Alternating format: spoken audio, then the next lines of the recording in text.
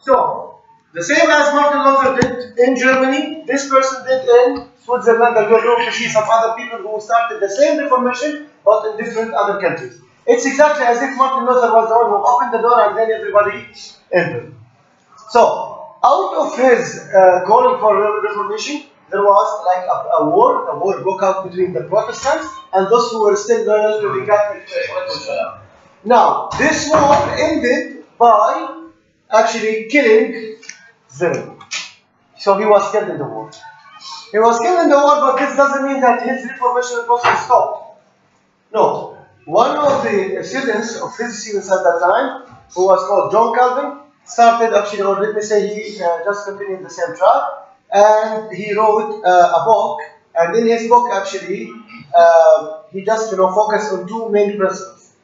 First of all, he focused on this principle: we are sinful by nature and cannot earn salvation because we're human beings, and human beings are not exempted from doing mistakes. It's the same as what Martin Luther said before. Now, based on the Luther's idea that humans cannot earn salvation, God, see now his addition, this is the idea of Martin Luther. Now his addition comes from here. God chooses who will be saved. It's a kind of, you are going to be chosen in advance. So it's a kind of predestination. God, predestination, he believed that God has known since the beginning and since actually the time before we are born, God knows actually who will be saved and who will not be saved. Alright? These few chosen people are called the elect. So even before we are born, God knows who are going to be saved and who are not going to be saved, and this is called predestination because it's like predestined for us if we're going to be saved or not. So the followers of John Calvin were called Calvinists, and the theory of Calvin was called Calvinism, religion based on his own teaching. The same as Lutherans, Martin Luther, Lutherans, John Calvin, Calvinist. Mehmet Gödelen, for example, Gödelelism. But for sure, there is nothing called Gödelen. Who's going to believe in his teaching? Okay. Calvin led the Reformation in Switzerland. Okay, what was his teaching actually? Was it only about the predestination? Was it very like, let me say, extreme form of religion? Let's see. Calvin said that the ideal government should be a theocratic government. What is theocracy, guys? Theocracy is the rule by religious leaders. So the leader of the country should not be a politician, should be a religious person, an imam in Islam or a monk or a church leader in Christianity. Before we continue, guys, who can tell me which are the two countries in the whole world nowadays that are ruled by theocratic government? We have two countries, one Christian country and one Islamic country. Yes, Jawad. Vatican, exactly. Vatican is not Vatican City, it's a Vatican country, which is a country that is located inside Rome, the capital of Italy. And the leader of this country is the Pope, the Catholic Pope. Yes, Mr. Yes. Okay, what about Islamic country? Iran, bravo, صح. Yeah, you're right. In Iran, we have a political leader, the president of the country, but we have somebody who is higher in the position.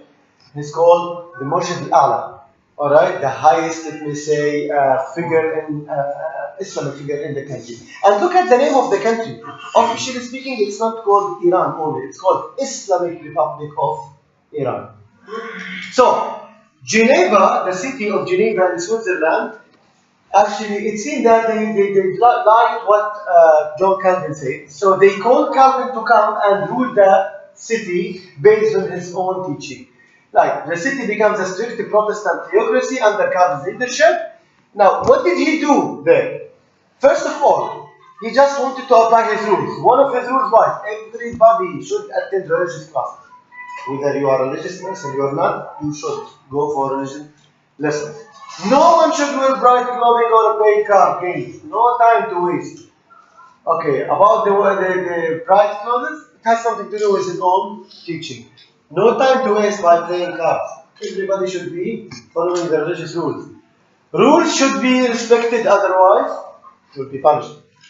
Now, after a visit to Geneva, again Geneva was following the theocracy, the typical theocratic government of John Calvin. After a visit to them, somebody called John Knox, who visited Geneva, and he was a religious person coming from Scotland. He wanted to copy Calvinism, his own version of Calvinism, back to Scotland.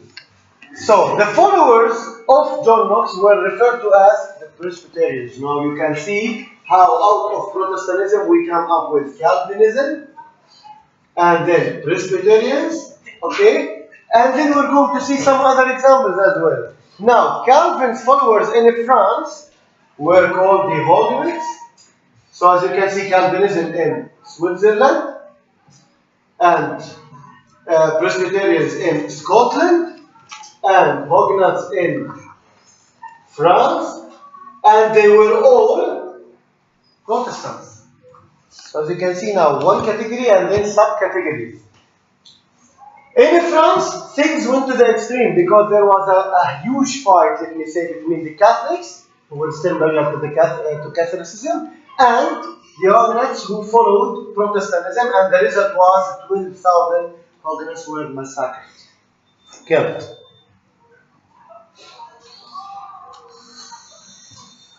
Alright, another group, a group that was called the Anabaptists, but just before, let's just read something here.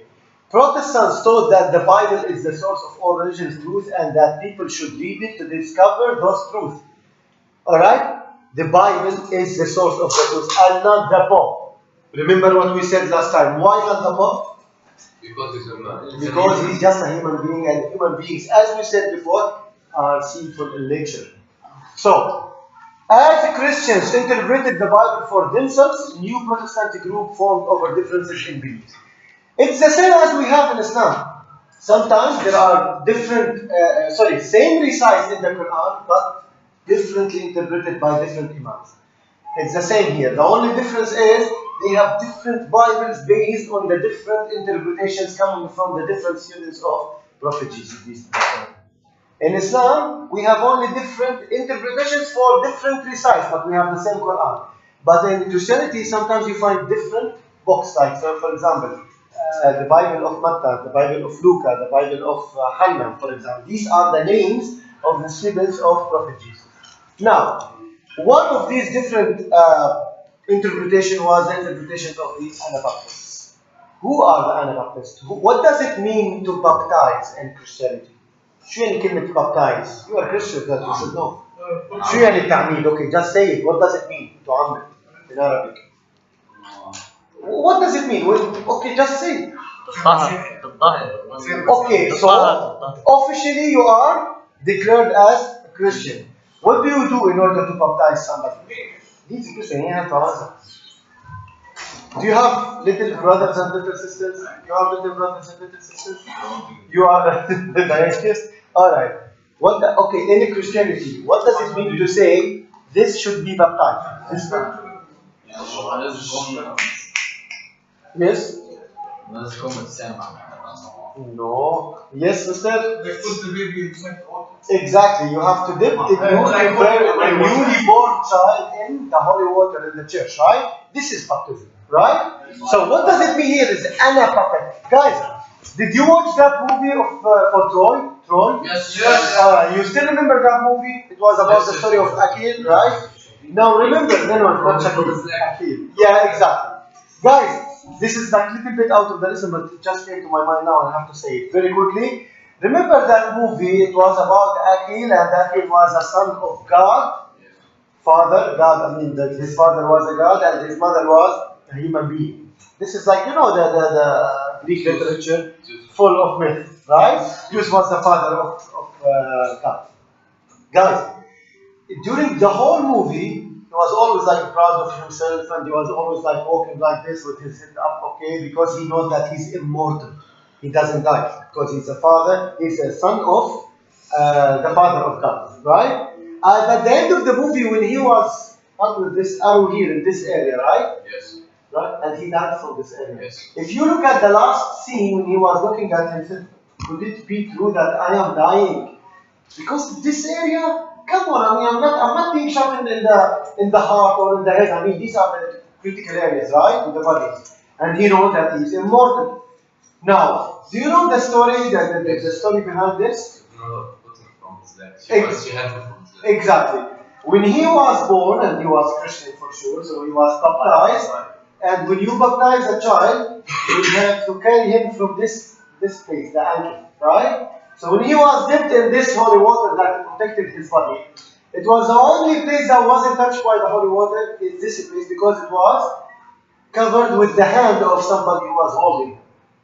So when he was shot in this area was not touched by the holy water, so he died from it. Okay, so this is baptism. Anyway, this is just like a story to yeah, but you just dip him and just very fast because he's going to die later. Now, Anabaptist, it comes from the Greek word meaning baptize again. What does it mean, baptize again? Why do I have to baptize somebody again? Because when he is a child, he didn't choose to become Christian or not. So you have to give him a chance later when he is grown up. This is what they used to be. Alright? When he is grown up, you have to give him another chance to choose whether he wants to be Christian or not. So this is the system here. This is the belief of those people, the Anabaptists. Believe that persons who had been baptized as children should be re-baptized as adults. In other words, only those who are old enough to decide to be Christian, sorry for the timing mistake, should be baptized.